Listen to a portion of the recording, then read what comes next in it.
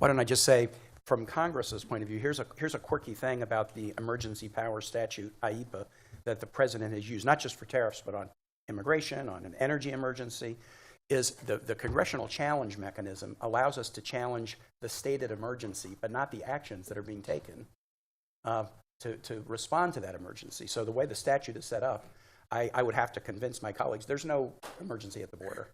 I don't have the ability to say, wait a minute, there's an emergency at the border, but I'd like to convince you that these following 15 things that the president is doing pursuant to the emergency declaration shouldn't be done. Now, I could challenge those things, but it would not be subject to this privileged up or down vote in 15 days.